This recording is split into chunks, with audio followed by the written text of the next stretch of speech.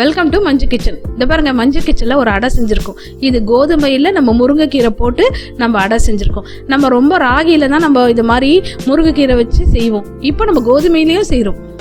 கீரைனாவே உடம்புக்கு ரொம்ப ஸ்ட்ரென்த்தானது. இதுல கால்சியம் சத்தமும் இருக்குது, அயன் சத்தம் இருக்குது. அதனால நம்ம முருங்கைக்கீரை எடுத்துக்கிறது ரொம்ப நல்லது. இப்போ இந்த முருங்கைக்கீரையில எப்படி நம்ம அடை செய்ய போறோம்ன்றத பார்ப்போம்.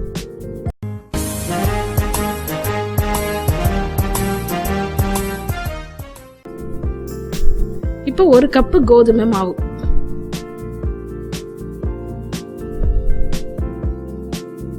1 கப்புக்கு 1/2 கப்பு நான் கீரை போட்டிருக்கேன், முருங்கைக்கீரை.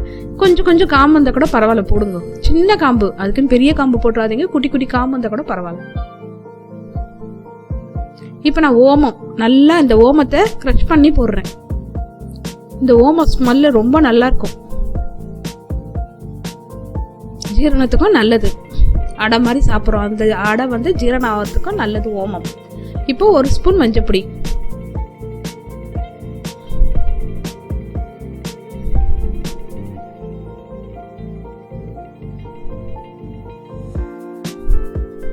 இப்போ சாட் மசாலா 1 ஸ்பூன். நல்ல புளிப்பு டேஸ்ட்ல வரும், அதனால சாட் மசாலா 1 ஸ்பூன் இருந்தா போடுங்க, இல்லைன்னா விட்டுடுங்க. இப்போ அடுத்து உப்பு, தேவையான அளவு உப்பு. மிளகாத்தூள் 1 ஸ்பூன். இதுலயே உங்களுக்கு தனியாத்தூளும் இருக்கு. இப்போ 1 ஸ்பூன் ஆயில் போட போறோம்.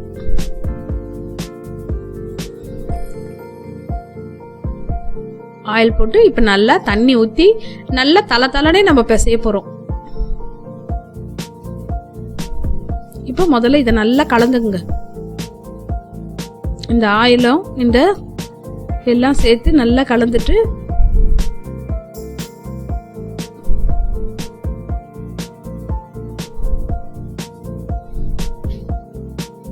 நம்ம முருங்கைக்கீரை வாங்கி வச்சோம்னா விதவிதமா இந்த மாதிரிலாம் செய்யலாம். உங்களுக்கு கீரையில, முருங்கைக்கீரையில நிறைய சத்து இருக்கு. சூப்பு செய்யலாம், முருங்கைக்கீரை கூட்டு பண்ணலாம், முருங்கைக்கீரை பொரிக்கலாம், இந்த மாதிரி அடையும் பண்ணலாம். இப்ப தண்ணி ஊத்தி நல்லா நம்ம தலத்தலனே பிசைய போறோம். ரொம்ப கெட்டியா பிசையாதீங்க, நல்ல தலத்தலனே பிசைங்க. இந்த பாருங்க, இந்த மாதிரி பிசைங்க, தலத்தலன் இந்த மாதிரி தலத்தலன்னு இருக்கட்டும் மாவு. இப்ப நம்ம தண்ணி தொட்டு தாளாவில் நல்லா தட்ட போறோம். இல்லையா நீங்க பேப்பர்ல தொட்டு கூட தடவுங்க. இந்த மாதிரி இருக்கட்டும். இப்ப நான் தாளாவிலேயே இந்த மாதிரி தட்டுறேன். நான்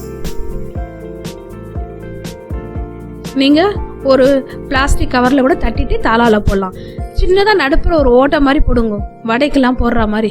அப்படி போட்டீங்கன்னா அதுல நல்லா எண்ணெய் போட்டோம்னா நல்லா செவந்து வரும். இந்த மாதிரி சின்னதா தட்டி பசங்களுக்கு கொடுங்க, ரொம்ப ஹெல்த்தியான டிஷ் இது.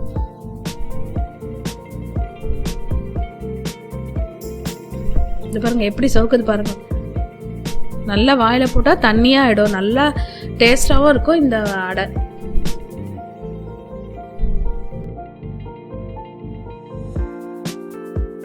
கேழ்வரகுல தான் நம்ம முருங்கைக்கீரையை போட்டு செய்வோம். இப்ப கோதுமையிலயும் நம்ம செய்யறோம். இந்த அடை பாருங்க எவ்வளவு சூப்பரா நல்லா இருக்கு பாருங்க. இந்த மாதிரி செஞ்சு பாருங்க நீங்களும். தேங்க்யூ.